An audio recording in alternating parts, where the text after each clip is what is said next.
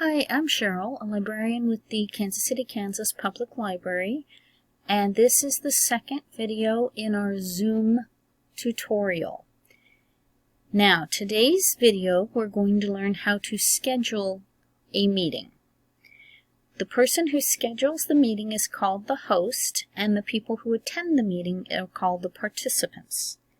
The host can set up several different options when they create or schedule a meeting that will influence how things go during the meeting.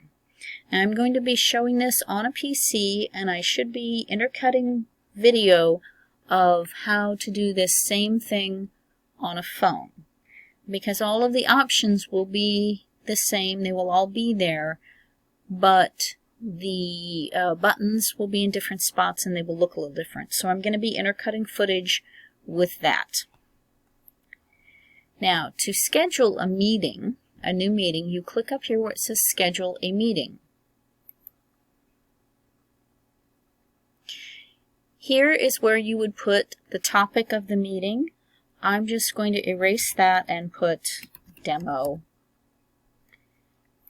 In this box, if you choose to do so, you can put a description of the meeting. It's up to you whether you do or not. If you're doing it under your business account, I would definitely recommend putting a description here. Now then you'll scroll down. You can choose what day by clicking on the little calendar and choosing a day. It will automatically put the next hour available after when you create it, so you can change the time to however you want it, and AM or PM, and how long it's going to last. But if you're using a free account, you have a 40-minute time limit on meetings if there are at least 3 people in the meeting. What this means is if it's one-on-one, if you just want to video chat with somebody one-on-one, you are not limited on the time. But if you're using a free account and you have more than just one-on-one, if you have 2 other people you want to talk to in a group, then it's limited to 40 minutes at a time. If you want to avoid the 40-minute time limit, you will have to use one of the paid plans. And to change over to a paid plan, you can go over to account management and choose one of the options there. That's how you would change over to allow yourself more time with a larger group of people. Okay.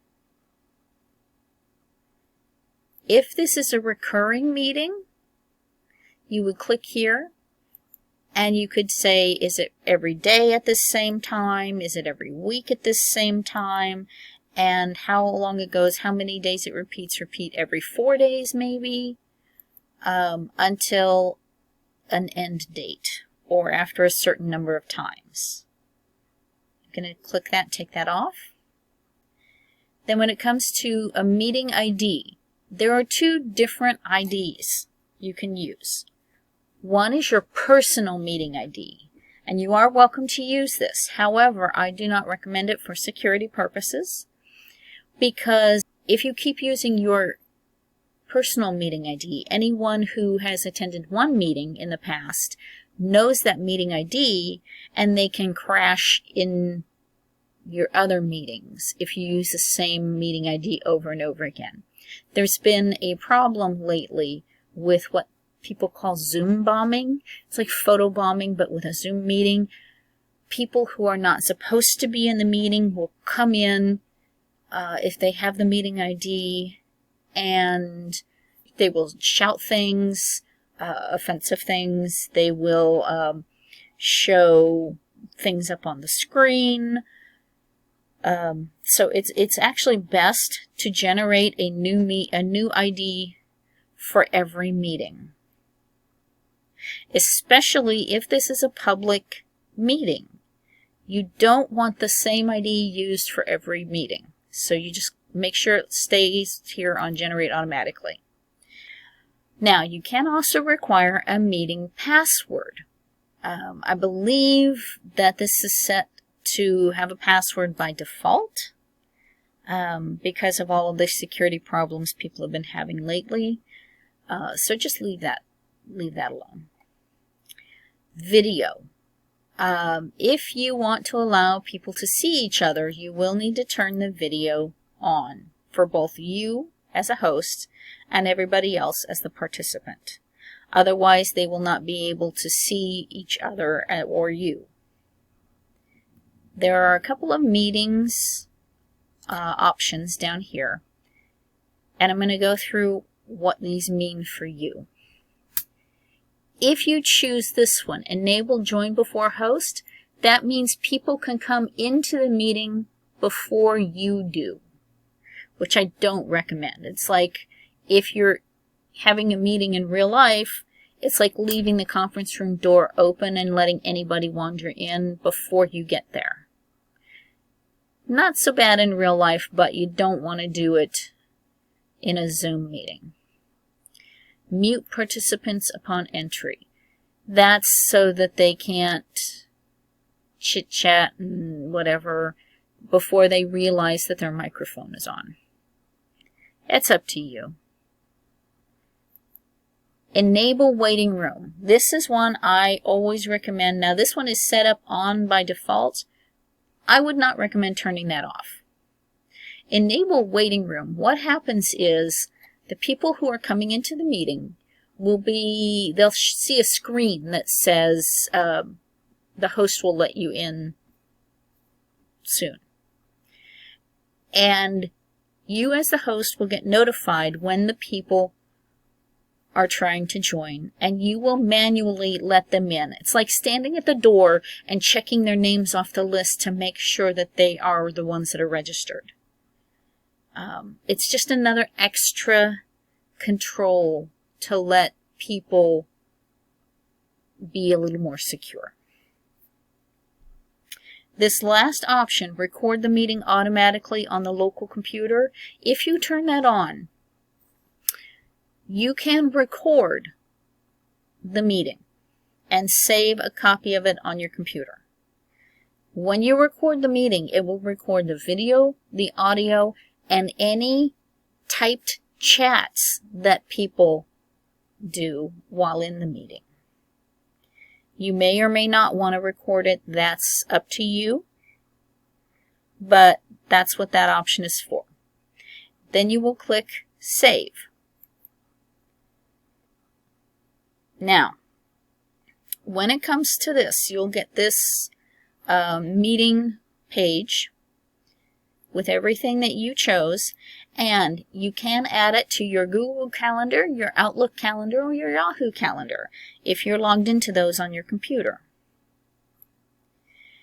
Now, to send this invitation to other people, you will click Copy Invitation, and it will show you the email that it will send, and you click Copy Meeting Invitation. Now what you'll do is you will go into your email, create a new email to all the people you want to invite, and paste this into that email. If you don't know how to paste, if you hold the Control button down and the V button down at the same time, it will paste whatever you've copied this into the email. And there will be a link, and they will get this. They will click on this link, and they will put in this password, and it will let them come. Now, you can save this as a template, which means always do it this way. These settings I've chosen, you would always do it. Or you can delete this one if the meeting's not happening. To see all the meetings you have scheduled, you will click on Meetings, and it will show you all the ones that you have scheduled. And when it comes time to get the meeting, that's where you would go, and then you would click Start.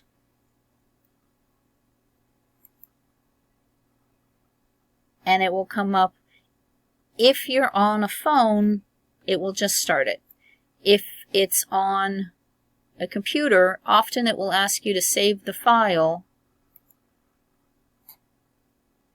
And then up here, you can start that file up. And it will run your meeting in just a second. There we go. And you can join with your computer audio. And that's how you would start the meeting when it's time. When it's finished, you would click End. End meeting for all, or just leave the meeting and let it going. And you would end the meeting for all. While you are in a meeting that you are hosting, there are options that you can do. You can actually kick participants out who are acting up, and other things like that. So this is what your screen will look like if you are using Zoom on a phone. There are two options for meetings. New meeting, which is on the left, will start a new meeting immediately so that somebody can join in right now. Or if it's coming up in the future, you will click on Schedule, which is the third one over. Now, all of the same options apply. On the top, you can give it a title. Change the date here. You would change the time here and how long it runs here. So I've scheduled this from 4 to 4:30. Now it is telling me that I only have a 40-minute meeting limit because this is on the free account. You also see the repeat option that we went through before, and the use personal ID meeting, which is turned off. To use your personal ID, you would click there to turn it on, and this is off.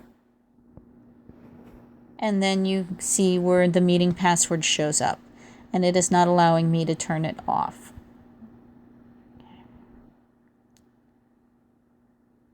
Host video on, participant video on.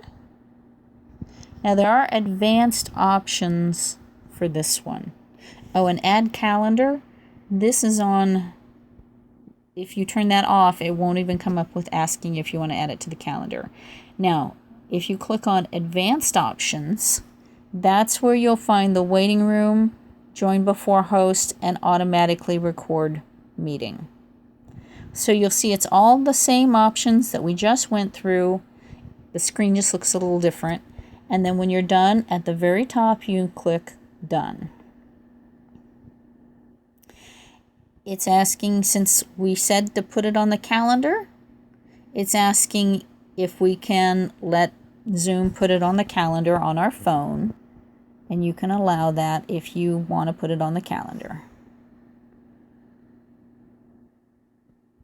Now, it's taking you immediately to your email, to one you usually use to send your emails. I'm not actually going to be sending this email, but it shows all of the meeting ID, the password, and everything to the invitation, or to the invites. That's what it would send if you had put in somebody's email address and sent the email.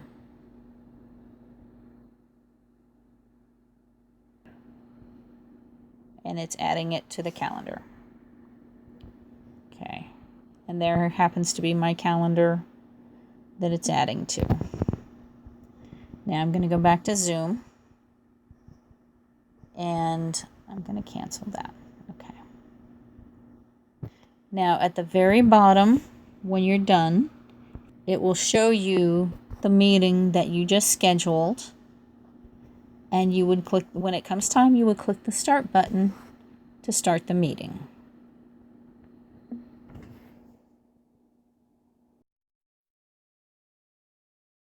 So that's how you schedule a Zoom meeting as a host. Thanks again for watching one of our online programs from the Kansas City, Kansas Public Library. Our next Zoom tutorial will show you how to join a meeting and use the controls within the meeting. We'll see you next time.